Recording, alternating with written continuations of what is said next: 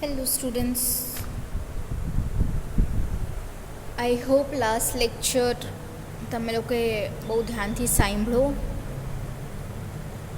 આપણે ચેપ્ટરને રીડ કરીને સમજવાની ટ્રાય કરી હતી. ચેપ્ટર થોડુંક અધૂરું રહી ગયું હતું જે આજે આપણે કન્ટિન્યુ કરવાના છીએ. એટલે આઈ હોપ આજે પણ તમારી પાસે પ્રિન્ટ આઉટ યા પછી બીજા ડિવાઇસમાં ચેપ્ટર ઓપન હોય. ના હોય તો પ્લીઝ ઓપન કરજો. સો લાસ્ટ લેક્ચરમાં આપણે શીખા કે આપણે ગ્રીનવિચ વિલેજની વાત કરતા હતા, જ્યાં સુ અને જોન્સી એવી બે આર્ટિસ્ટ ગર્લ્સ મળી હતી અને એ લોકોનો બધી વાતમાં ટેસ્ટ સરખો હતો. એટલે એ લોકોએ સાથે પોતાનું એક સ્ટુડિયો ખોલવાનું નક્કી કર્યું. નવેમ્બર મહિનામાં ત્યાં ન્યુમોનિયા નામની એક બીમારી આવી અને તે બીમારી જોન્સીને થઈ ગઈ. જોન્સીને એ બીમારી થઈ અને એને મનમાં ને મનમાં એવું ધારી લીધું કે તેના ઘરની સામે વિન્ડોમાંથી દેખાય એવી રીતના એક આઈવી ટ્રી હતું, જેને તે દિવસ રાત જોઈએ રાખતી રેસ્ટ કરતાં કરતાં. એટલે એને મનમાં એમ ધારી લીધું કે જે દિવસે આ ટ્રીમાંથી બધા પાંદડા ખરી જશે તે દિવસે મારી લાઈફનો પણ છેલ્લો દિવસ હશે. આવું જોન્સીએ મનમાં માની લીધું હતું, જેથી કરીને તેના ન્યુમોનિયામાંથી ઠીક થવાના ચાન્સ ખૂબ જ ઓછા થઈ ગયા હતા એવું ડૉક્ટરે કીધું હતું. ડૉક્ટરે સાથે એમ પણ કીધું હતું કે જો તેનામાં જીવાની ધગસ પાછી આવી જશે તો દવા તેની ઉપર અસર કરી શકશે. એની જે ફ્રેન્ડ સુ હતી ખૂબ જ કેરિંગ હતી અને ખૂબ ચિંતા કરતી હતી જોન્સીને એ દવા પહોંચાડી શકે તેના માટે તે પેઇન્ટિંગ કરતી હતી, જે વેચીને તે એના માટે દવા ખરીદવાની હતી.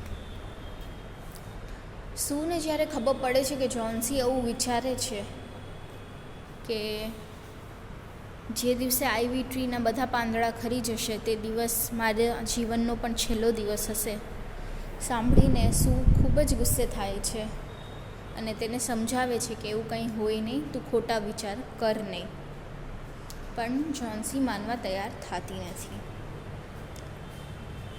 સિચ્યુએશનની અર્જન્સી જોઈને સુ એને કહે છે, તું થોડીક વાર માટે સૂઈ જા, મારે આ પેઇન્ટિંગ કમ્પ્લીટ કરવાની છે, તો જ હું કાલે વેચીને આમાંથી રૂપિયા કમાઈ શકીશ, તો તારા માટે કંઈક વાઇન લઈ આવી શકીશ. થોડીક વાર માટે તું સૂઈ જા. હવે તેમના એક નેબર હતા બર્મન કરીને, જે 60 યર્સથી ઉપરની એજના હતા અને ગ્રાઉન્ડ ફ્લોરમાં રહેતા હતા. એના આખા જીવનનું મોટિવ એ જ હતું કે હું એક માસ્ટરપીસ બનાવીશ, પણ તેને ક્યારે પણ એ માસ્ટરપીસ સ્ટાર્ટ કર્યું ન હતું. એ ગિન બહુ પીતા, એક ટાઈપની ડ્રિંક છે, ખૂબ પીતા અને 8માં ખૂબ મોટા ફેલિયર બનીને રહી ગયા હતા. હવે 8માં તો ફેલિયર હતા, પણ એ આવી રીતના નાની મોટી મોડલિંગ કરીને, બીજા આર્ટિસ્ટ લોકો માટે મોડલિંગ કરીને એમાંથી થોડા બહુ પૈસા કમાઈ લેતા હતા. તો આજે એનો વારો હતો સુ અને જોન્સીની પેઇન્ટિંગ માટે મોડલ બનવાનો. એટલે સુ તેમને મળવા જાય છે. હવે આપણે ત્યાંથી કન્ટિન્યુ કરવાનું છે. Sue found Berman smelling strongly of juniper berries in his dimly lighted den below.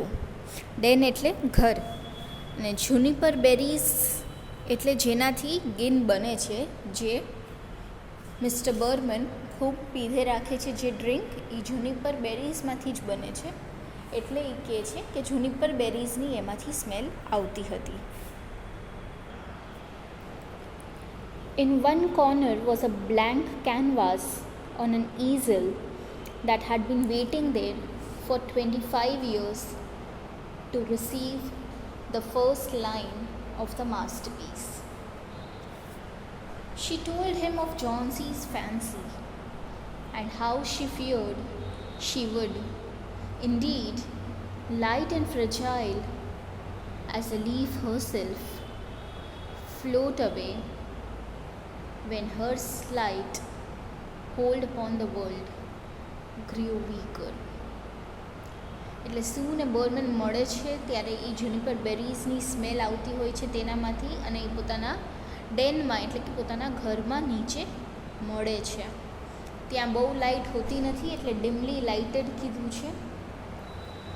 અને ત્યાં એક કોર્નરમાં એના ઘરમાં એક બ્લેન્ક કેનવાસ છે. કેનવાસ એટલે મેં તમને પહેલાં પણ કીધું હતું, જેની ઉપર એ લોકો પેઇન્ટિંગ કરતા હોય છે તેને કેનવાસ કહેવાય છે. ઓન એન ઇઝલ, ઇઝલ એટલે કે એ કેનવાસને એ લોકો જે સ્ટેન્ડ ઉપર રાખે છે એને ઇઝલ કહેવાય છે. તો 25 યર્સ થયા આ ઇઝલ અને કેનવાસ ત્યાં ને ત્યાં પડ્યું હતું કે હવે કંઈક એમાં ડ્રો થશે અને માસ્ટરપીસ બનશે, પણ એવું થયું નહીં. એને એક લાઈન પણ માસ્ટરપીસ માટે ડ્રો કરી નહોતી અને તે કેનવાસ અને ઇઝલ ત્યાં એમને બ્લેન્ક પડ્યું રહ્યું. પછી સુએ તેને જોન્સીના આ વિચારની, બિલીફની વાત કરી કે આવું વિચારે છે કે પોતે એક પાંદડું છે અને જ્યારે એનો લાઈફ ઉપર કે દુનિયા ઉપર હોલ્ડ વીક થતો જાય છે ત્યારે તે પણ હવે પાંદડાની જેમ ઉડી જવાની છે આ દુનિયામાંથી, એટલે કે મરી જવાની છે. Old Berman, with his red eyes plainly streaming, shouted his contempt and derision for such idiotic imaginings. એટલે જે બર્મન હતો તેની આંખ આખી લાલ હતી. તમને ખબર હોય તો જે લોકો બહુ ડ્રિંક કરે ને તેમની આંખો લાલ જ હોય, આખી લાલ હતી. અને આ સાંભળીને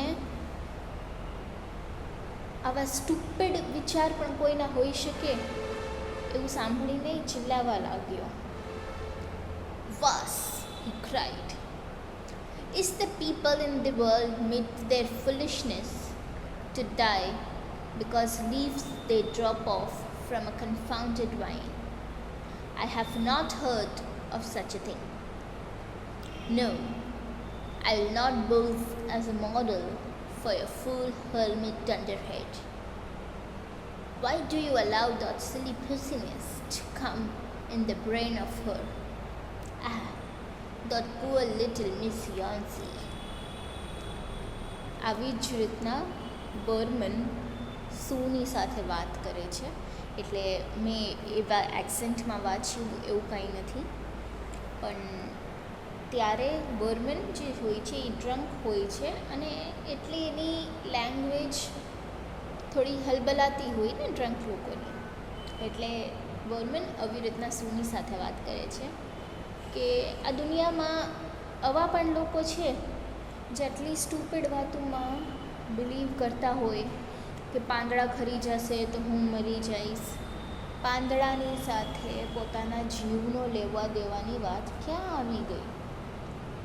મેં ક્યારેય આવી કોઈ વાત સાંભળી નથી. ના, હું તમારા લોકો માટે પોઝ નહીં કરું એઝ અ મોડેલ, કેમ કે તમે લોકો સ્ટુપિડ છો, ફૂલ્સ છો. તું શું કામ ને તારી ફ્રેન્ડના મગજમાં આવા બધા સિલી સ્ટુપિડ વિચાર આવવા દેશ? મને તો તેની માટે દયા આવે છે, એવું મિસ્ટર બર્મન કહે છે. "She is very ill and sick," said Sue, "and the fever has left her mind morbid and full of strange fancies." "Very well, Mr. Berman, if you do not care to pose for me, you needn't. But I think you are a horrid old flibberty gibbet." એટલે શું કહે છે, ખૂબ જ બીમાર પડી ગઈ છે, ખૂબ વીક પડી ગઈ છે અને એને એટલું બધું ફીવર આવે છે કે તેનો માઇન્ડ હવે કામ કરતો નથી, પણ અવાજ અલગ અલગ વિચારોમાં ખોવાયેલો રહે છે. હવે ભલે તમારી ફ્રેન્ડ ગમે તેટલી ખોટી હોય, પણ તમે એનું ખરાબ તો ન જ સાંભળી શકો. તેનું ખરાબ બોલવાનો હક તમને એમ થાય કે ખાલી મને જ છે. સામેવાળું વ્યક્તિ પાછું ખરાબ બોલે તો પછી એની હાલત ખરાબ કરી નાખો. એવી જ રીતના શું પણ એની ફ્રેન્ડને લઈને પોઝેસિવ હતી. એટલે મિસ્ટર બર્મને જ્યારે ના પાડી કે હું તમારા જેવા ફૂલ્સ કે સ્ટુપિડ્સની સાથે કામ નહીં કરું, હું તમારી પેઇન્ટિંગ માટે મોડલ નહીં બનું, તો સુએ પણ જવાબ આપી દીધો, કાંઈ વાંધો નહીં મિસ્ટર બર્મન, અગર તમારે પોઝ નથી કરવું તો કાંઈ વાંધો નહીં, પણ હું પણ તમને કહી દઉં કે તમે પણ એટલા જ સ્ટુપિડ છો. હવે મિસ્ટર બર્મનને એમ હતું કે આ છોકરી તો મનાવશે, પણ એવું કંઈ થયું નહીં. સુએ તો મોઢું કહી દીધું, કાંઈ વાંધો નહીં કરતા પોઝ, ઇટ ઇઝ ઓકે. તો મિસ્ટર બર્મન હવે કહે છે, you are just like a woman. Yell Bowman. Who said I will not pose? Go on, I come meet you. For half an hour I have been trying to say that I am ready to pose. But this is not any place in which one so good as Miss Yancy shall lie sick. Someday I'll paint a masterpiece and we shall all go away. Got? Yes. એટલે mister Burman કહે છે, તું તો એ બધી normal woman જેમ હોય એમ જ તું પણ નીકળી. કોને કીધું હું પોઝ નહીં કરું? ચલો હું હમણાં આવું તને મળવા માટે. અડધી કલાકથી હું તને એ જ તો સમજાવું છું કે હું તૈયાર છું પોઝ કરવા. એટલે પહેલાં તો મિસ્ટર બર્મન જ ના પાડે છે કે હું પોઝ નહીં કરું. પછી શું ભાવ નથી આપતી અને ઓકે કહી દે છે તો પાછો સામો સીધો થઈ જાય છે. કોણે કીધું હું પોઝ નહીં કરું? હું તો કરવા તૈયાર જ છું ને. ચલો હું હમણાં આવું છું. અને અડધી કલાકથી તને એ જ તો સમજાવતો હતો કે હું પોઝ કરવા તૈયાર છું. પછી કહે છે કે ઓ ભગવાન, આ દુનિયા કેવી ખરાબ થઈ ગઈ છે કે જોન્સી જેવી સારી છોકરી પણ બીમાર પડી ગઈ છે. એક દિવસ હું એક માસ્ટરપીસ ડ્રો કરીશ અને પછી આપણે બધાય આ દુનિયામાંથી વયા જશું.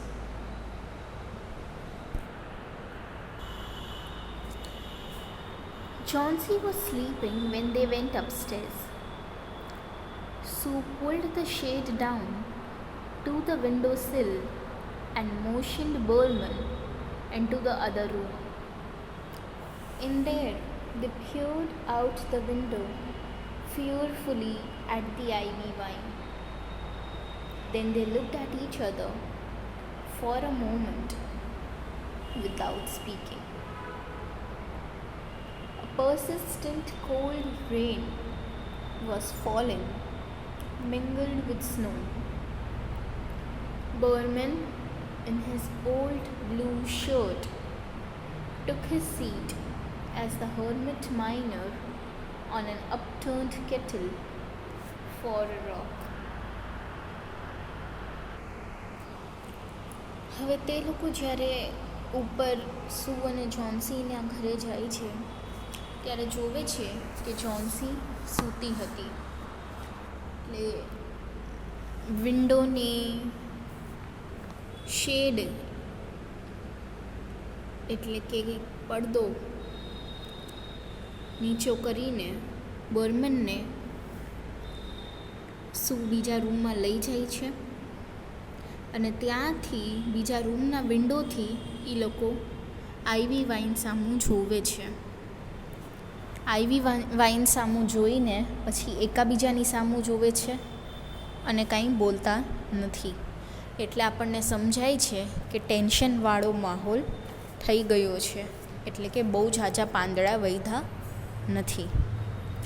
અને એ જ રાતના ખૂબ વરસાદ પણ કન્ટિન્યુઅસ આવતો હતો અને વરસાદમાં સાથે સાથે સ્નો પણ હતું. બર્મને બ્લુ શર્ટ પહેરીને પોતાની જગ્યા લઈ લીધી. આજે હર્મિટ માઇનર ડ્રો કરવાનું હતું સૂએ.